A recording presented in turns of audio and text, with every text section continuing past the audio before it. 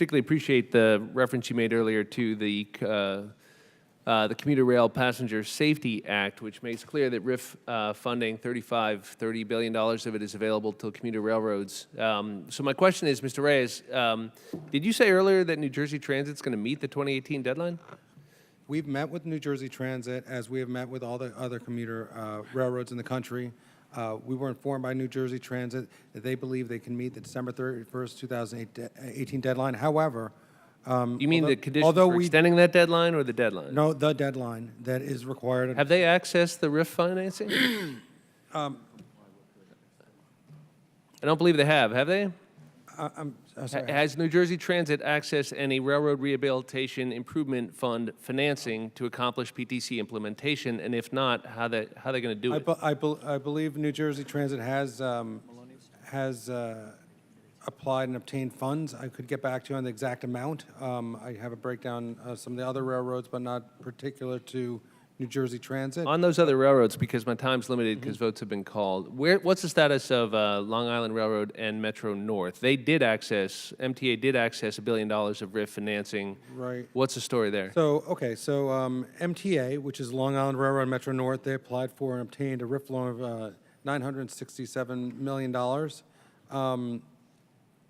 They are working diligently on, and they did come in also as New Jersey Transit came in. They have not stated that they have not asked for any extension.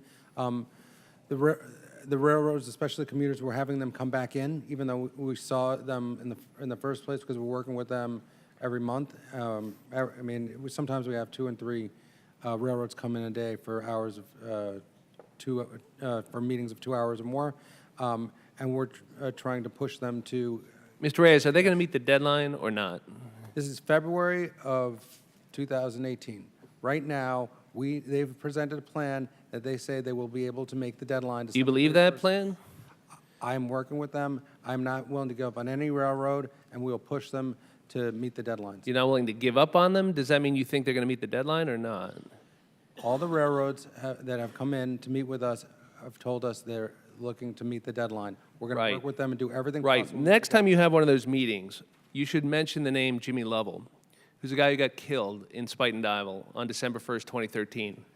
He got on the train in Cold Spring, New York that morning to go work on the lighting at the Rockefeller Center Christmas tree. I know that because his wife works for me for years. His kids, Jack and Hudson and Finn, go to school with my kids. He doesn't come home anymore because that preventable accident happened that day. And that was 4.5 years ago, and we're 10 years into this, and we've provided the financing. That's why we take this seriously, because we represent people who are losing their lives. 300 deaths in the last few decades, right? 6,800 injuries. And so, sir, it's your job to make sure these railroads meet these deadlines. We have provided the financing. We have provided grants. So we are watching this really closely, but we're counting on you not to give up on them, but to hold their feet to the fire. Do you understand why we're a little impatient on this? 2017 was the first year that fines were assessed against the railroads. That was a shot across the bow to the railroads to tell them we're serious and we want them and we're going to push them to get this implemented. And that's why Secretary Chow on December 27, 2017 issued a letter saying that we're very serious about this and this is something that needs to happen. And that's why we met with every single railroad, 41 railroads in 45 days, to tell them this is something that needs to happen now. All right, well, we appreciate your diligence on that. In the time I have left, the subject of grade crossing accidents came up. It's particularly interesting to me that we don't use, that there's no conversation of motion-activated cameras or sensors at grade crossings, particularly in the conversation of PTC. As important as PTC is, right, you know, it's not going to do anything about a grade crossing accident if there's an object in the train. My Republican colleagues went through a horrific accident just a few days ago, an example of where you got a vehicle on the tracks. Is there any conversation about why we don't use inexpensive motion-activated camera technology? I mean, my God, operators of trains could have an app on their phone. You can look at the weather on most high schools in America and see the camera. It's a free app. You can access it on your phone. The cameras are inexpensive. Why on earth wouldn't we, maybe in conjunction with weather stations, have simple digital camera technology, maybe linked to motion detection, which, by the way, you can put in your home for $100, or a Ring, doorbell. Why wouldn't we give operators the ability to on their own phones access that video as a way to see what's ahead of them on the track so they can stop in time? Has anybody talked about that? Maybe Mr. Skutelis?